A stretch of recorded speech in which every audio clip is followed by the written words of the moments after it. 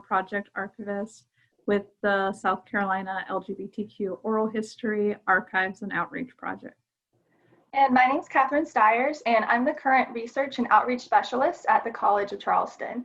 Rebecca and I collaborated on a virtual Wikipedia Edit-a-thon back in July, and today we're going to talk about why we decided to do this project, our planning process, how it was impacted by COVID-19, and our takeaways from the experience for those who are interested in planning something similar. So why a Wikipedia Edit-a-thon? There were a few reasons why we wanted to host an edit-a-thon on Wikipedia. Wikipedia does tend to have a bad reputation for inaccuracy, which is partially earned, but it remains one of the most heavily trafficked websites in the world, and we know that casual researchers and students of all backgrounds use Wikipedia as a jumping off point when looking up information. It's usually one of the first results returned from a Google search, is generally written in easy to understand language, and is free to access. While more reputable scholarly journal articles from library databases or archival materials can be inaccessible due to institutional barriers, Wikipedia is always only just a few clicks away. We learned in the pre-planning stages of this event that Wikipedia is woefully inadequate when looking for information on LGBTQ topics, as well as other topics like women's history. Because the information is crowdsourced, the quality of each article can vary, and that quality can be seen as a correlation to its importance. If an inexperienced researcher does not find a Wikipedia entry for a topic, they might assume falsely that it isn't important. In reality, these gaps are not because missing topics are unimportant, but are the result of larger issues of representational biases that you come across throughout Wikipedia. So for the next section, we're going to discuss how we prepared for this event. So we originally came up with the idea of the Edit-a-thon as a day-long in-person event, but due to the pandemic conditions, we adapted the idea into a virtual week-long event. We began by researching other Edit-a-thons from institutions like University of Maryland and the National Library of Medicine. Since neither of us had previous Wikipedia editing experience, we also created our own accounts and completed tutorials and guides to learn the ins and outs of Wikipedia editing. We developed and submitted a proposal for the event in May, giving us 2 months to prepare once the event was approved by library leadership.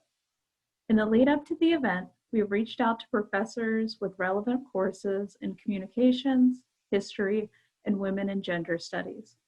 And we ended up working with a women and gender studies professor to integrate the Edit-a-thon into her class. Before we began planning anything in detail, we came up with a list of about 15 local topics in LGBTQ history we identified as having weak or no presence on Wikipedia. We tried to focus on people, events, or organizations we knew special collections could provide information on. This list included Joseph Tolles, a Black gay anthropologist whose Wikipedia article automatically redirected to his white partners page, as well as a candlestick murder, a local crime in which the confessed killer was acquitted through his use of the gay panic defense. For those without Wikipedia articles, we created stub articles for the participants to expand on. It's much easier to edit an existing article than it is to create one from scratch. So we created stub articles, short articles only 1 or 2 paragraphs long, to make it easier for inexperienced participants to contribute. We also created a LibGuide with research resources specific to each page we plan to create or edit. We also included links to Wikipedia tutorials. We filmed a step-by-step editing tutorial by recording our screens and narrating step-by-step instructions on how to edit articles and create citations. We used Zoom's screen share and recording capability to make the tutorial video. Participants registered using a Google form and by signing up on our Wiki event dashboard. Registration on the Google form opened July 6th, a week before the event started. All our non-class participants signed up by July 7th, although we kept registration open until the start of the event. Registrants received an automated email from the Google form welcoming them to the Edit-a-thon, providing them links to the LibGuide, instructions for signing up for a Wikipedia account, and a timeline of the week's events. We followed up with the participants who signed up via Google form on the Friday before the event started with an email detailing the week's events, including Zoom and Microsoft Teams information. Students who participated as part of their class assignment received the same email from their professor. Students did not sign up on the Google form, just on our Wiki event dashboard. We also began our social media campaign in July and filmed an edited footage for our final celebration event. We began posting graphics like these on the Special Collections and SC LGBTQ Instagram and Twitter pages, which led to several signups. We were able to reach a wider audience due to our separate social media accounts for Special Collections as a whole and for the SC LGBTQ project specifically. The SC LGBTQ project accounts reached an audience interested in LGBTQ history, which was mentioned by our out-of-state non-class participants as a reason for signing up.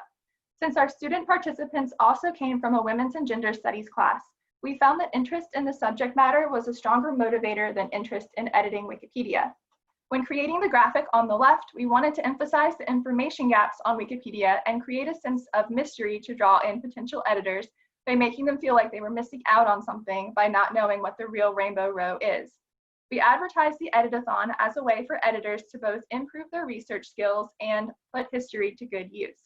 We also created a teaser video for our final event on Friday, which was shared on our social media accounts and viewed over 80 times. If you're interested in the technical aspect, the outdoor footage was filmed with an iPhone and edited with Adobe Premiere Pro, and all of the graphics were created with the free version of Canva. So most of our surveyed users reported not having experience editing Wikipedia, which was unsurprising, but one of the first challenges we had to overcome. We provided them with links to Wikipedia guided tutorials and recorded a video showing users step-by-step how to edit an article, including how to cite sources. It's important to note that Wikipedia's guidelines prohibit institutional accounts, so have facilitators create individual accounts instead of one account for the archives or library staff like you might for other social media. We use the Wiki event dashboard to track edits, which allows you to make available certain articles for editors and to assign editors to articles. We did not make use of the function to assign participants to certain articles. The professor took care of that with her students, but it could be a useful function in future editathons. Note that it does track all edits by involved users, even prior to the start time, which did influence our statistics. It might be helpful to wait to add editors to the dashboard until just before the start of the statistics tracking to avoid this. So in this section, we're going to discuss the implementation of the event. So we began the week with a welcome and Wikipedia introduction on Monday, conducted over Zoom with a private link shared with participants via email, and a waiting room enabled for us to check against the sign-up list. The College of Charleston's Avery Research Center had previously experienced Zoom bombing attacks on their virtual events, so we wanted to implement additional safeguards. We introduced ourselves and played a video we had prepared demonstrating the LibGuide and how to edit a Wikipedia article. We had 2 participants attend the first event on Monday. In the middle of the week, we held a 2-hour drop-in session designed so participants could attend and ask questions and share their progress while we shared our screens and edited articles. We had no participants attend, but stayed for the whole time and edited articles. The drop-in session was also conducted by a private Zoom meeting with a waiting room. During the week, we made edits ourselves and monitored edits by participants using the Wiki event dashboard and the Wikipedia watchlist feature. The Wiki event dashboard tracks edits made by all editors who sign up with the dashboard. A watchlist is a feature of individual Wikipedia accounts where you can monitor changes made to Wikipedia articles you want to watch. Our last event for the week was a live celebratory wrap-up event using Microsoft Teams. The Microsoft Teams live event allows participants to ask questions via a text box, but questions have to be approved by a moderator before other participants can see them. Participants also do not have the ability to share audio or video of themselves. This security allowed us to share our faces, screens, and to show a video with audio without worrying about a bad actor taking over the presentation. This also allowed us to advertise the event to a wide community audience instead of a select list of people like we had with the previous two events.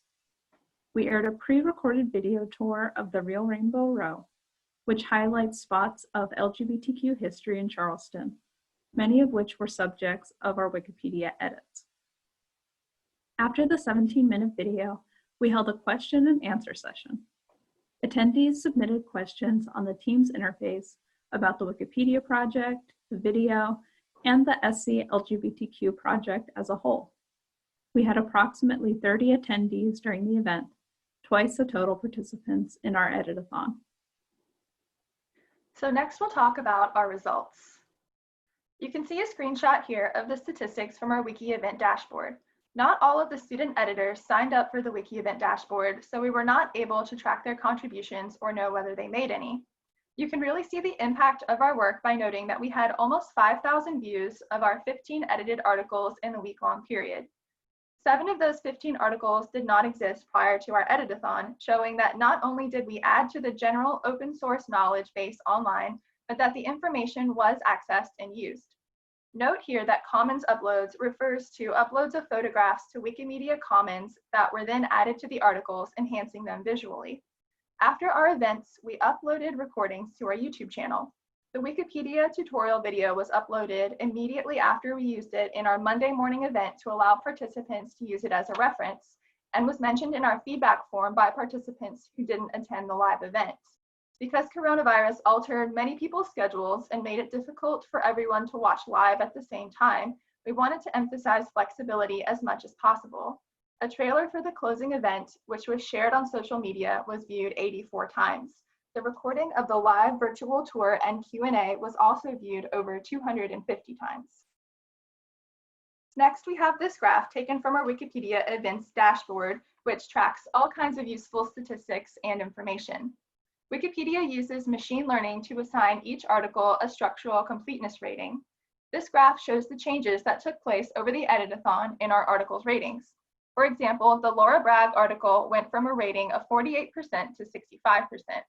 Our article's overall score increased by 7.3% from 35% to 42.3%. This graph, as well as other information from the dashboard, allows us to visualize our progress in multiple ways, making it a useful tool for any future editing events.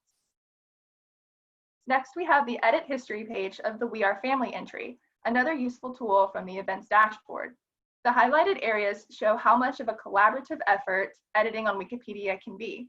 Most of the work was done by participants in our event, but random editors added their own information, provided structural and grammatical help, and added tags to help the article be more visible. You can see Rebecca's work in purple, as well as contributions from 3 participants working together on a single page. One of the benefits of using Wikipedia as an outreach tool is that it doesn't have to feel overwhelming for new editors.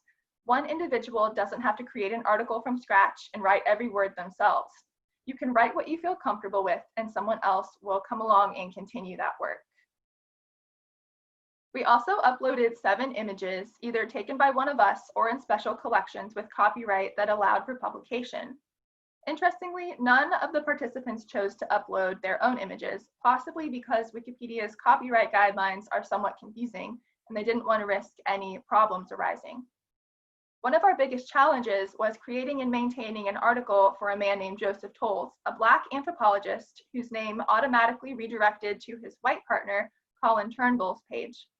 Although Tolles authored 2 books and was an anthropologist in his own right, much of the information about his life was obscured with his relationship with Turnbull, who was much more well-known. That being said, we do know much more about Tolles' life than is in the article. However, almost all of that information is contained in his papers, owned by the Avery Research Center, which are primary sources. As we discussed earlier, Wikipedia only accepts secondary and tertiary sources. In June, before the Edit-a-thon, the article was given a warning that it may not meet the site's guidelines for notability. This is an example of Wikipedia's policy of rejecting primary sources, making it more difficult to write about underrepresented individuals and topics. One of our biggest challenges was engaging our volunteer participants who signed up via the Google form. Most of our participants who are not assigned the Edit-a-thon as a part of classwork did not participate, despite expressing early interest, some even in email conversations with us. One later followed up and said that work had gotten out of control that week. Without a set time and date or assignment, it's likely that the other participants had the same experience. We contacted these participants via forum email to try to engage them, but were not successful. In future events, we need to figure out better and more personalized ways of engaging volunteer participants. Perhaps we can try individual emails prior to the start of the Edit-a-thon to introduce ourselves, ask volunteer participants what articles they might be interested in editing, and open the one-on-one lines of communication. We also expected to receive emails from participants asking for help, but did not. Participants also did not join in on the drop-in session.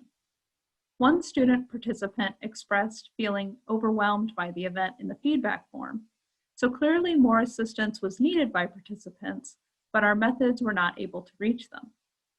In the future, perhaps we can attend a class session to introduce ourselves so students will feel more comfortable reaching out and asking for assistance. This would also give students a chance to ask us questions in a time that they normally have set aside anyway, instead of asking them to come to an event at a time they might be busy. Another challenge was that Wikipedia guidelines view archives as primary sources and want only secondary sources cited on the site. Additionally, sources published by the subject of the article, for example, autobiographies or organizational websites, are not considered appropriate sources. This misunderstanding resulted in a participant getting their work removed from the article. We were able to alert the professor to the issue, and the participant edited their work so that it fit Wikipedia guidelines. Similarly, edits to the articles do not cease once the Editathon is over, so maintenance of articles is an important consideration. After the Editathon, other users continue to discover and make edits to the articles.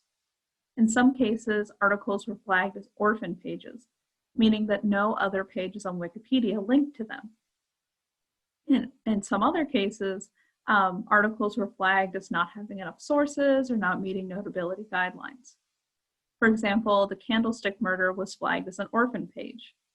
We solved this by editing the page for Leonard Matlovich, the first U.S. service member to purposefully out himself as gay. In one of our resources for the candlestick murder, Matlovich described hearing about the case as a teenager, so we added that information and a link to the article to his page, allowing us to then remove the orphan flag. So unlike an in-person edit-a-thon, we were able to reach potential participants from outside Charleston. We had several highly engaged editors who participated and made significant edits with minimal help. There were also benefits for participants.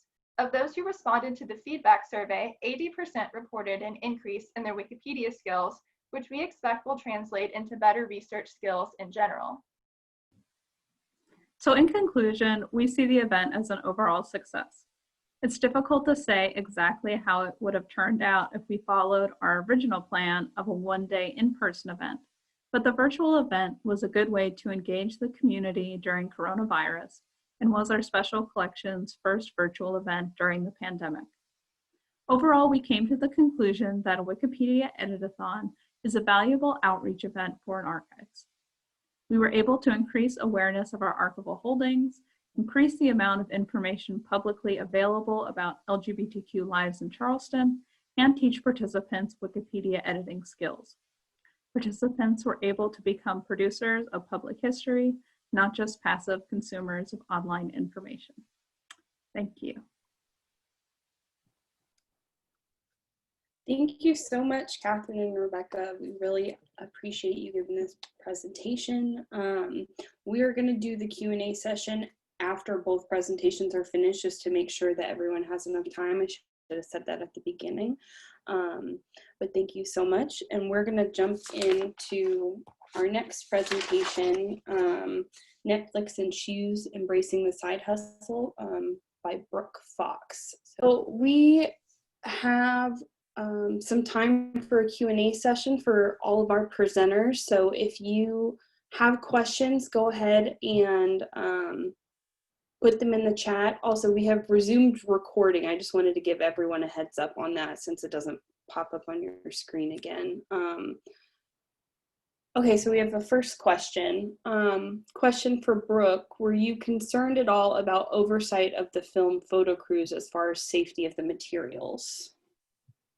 Not really. I was on site, and Heather Woolwine was also on site, and I just kind of figured there wasn't much trouble they could really create with anything. We're a very small space, and I could see people going up and down the stairs. I could pretty much keep my eye on everything. And we also have a security camera upstairs. So if anything was missing or they had broken anything, I could go back and review the tapes. But overall, it was, I really enjoyed the experience. I thought it was an interesting alternative to the normal workday.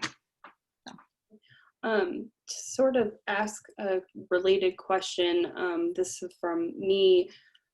I know you said for Outer Banks that the materials they were looking at were obviously, you said those were staged, but were the books in the Stiers shoot actually books from the library, or?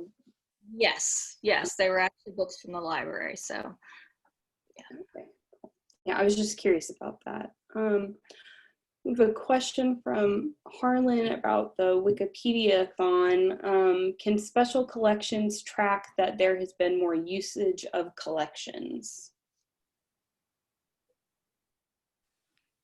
Catherine, I think you have maybe slightly more experience with our collections tracking. As far as I'm aware, we don't specifically have like a tracking to say like someone came into the special collections and used the LGBTQ materials or used the Jewish Heritage Collection. Is that correct, Catherine? Yeah, I would say that's correct. I'm sure there's a way somehow on our website we could probably track, maybe where the clicks are coming from, or, the opposite way, looking at the Wikipedia. But as far as people coming, physically or asking us questions, they would have to tell us why they came. I will say I think that for some of the articles where we had papers, so I'm thinking the local organization Alliance for Full Acceptance, although you can't cite the papers because they're a primary source, I think we did include links in the external links section. So along with the link to the organizational website, there's a link down there to the finding aid. I guess I don't know quite enough yet about web analytics to see, how many times that link has been clicked from there, or if we're getting traffic from there specifically.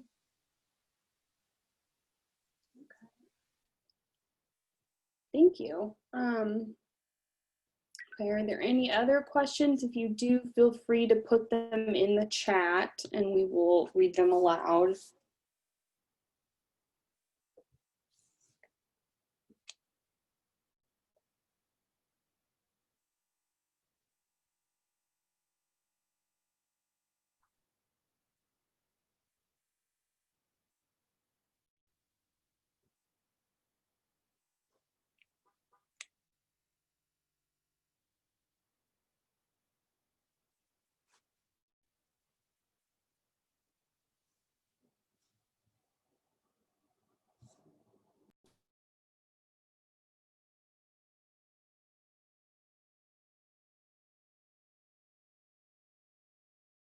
Okay, we have a question for Brooke. How does an institution get listed on the SC Film Commission site as a location for film shooting? And was that something that was done at the university level? It was done at the university level. I think we've been on the South Carolina's Film Commission in their location library for years. I know that The TV show Army Wives, when they filmed in Charleston, they used some of our hospital operating rooms and other buildings on campus. So it's been going on for a while. And I guess at some point the Waring was added to the list of sites, and I had nothing to do with it. I was actually very surprised when I got the call about doing this. So I guess you just go to the film site and upload photos and information about your institution or your location, and you're added. So.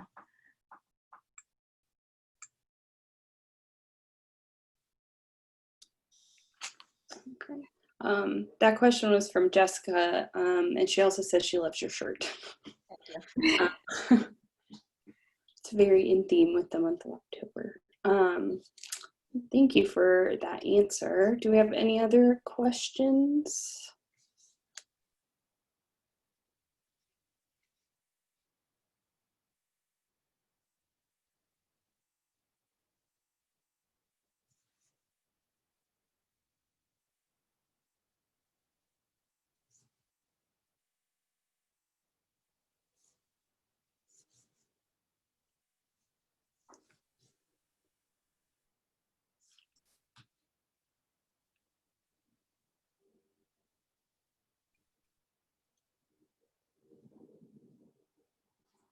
I have one for Rebecca and Catherine. So you had originally planned it as a live event, correct?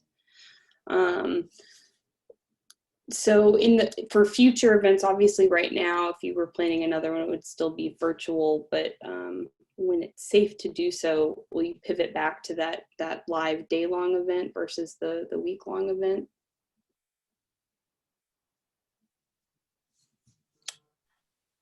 Yeah, I think it would be helpful to try, when it's safe to do so again, to try a one-day in-person event and kind of compare our results. Thankfully, we didn't get too into detail with the planning of the in-person event. We didn't, waste too much of our time because it became pretty clear when we started brainstorming that in-person event for this was not going to work. We might also be able to try like a hybrid type of thing. I know some Wikipedia events, they'll often, they're still using a dashboard, so you don't have to be there to edit, but it might be interesting. We'd definitely be able to help participants more in person, because we'd be right there for casual questions instead of them having to write out an email or something. Yeah, absolutely. That makes sense. Thank you for that.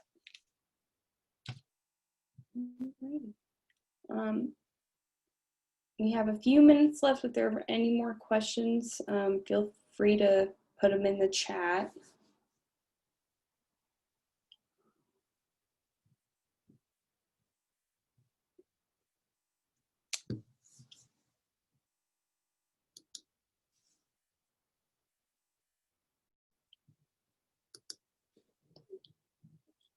Alrighty. Well, if there are no other questions, going once, going twice, we are about almost time for the session. And anyways, I want to thank all of our presenters for teaching us a little bit more about archiving outside of the box. And we appreciate your time and learning more about these projects.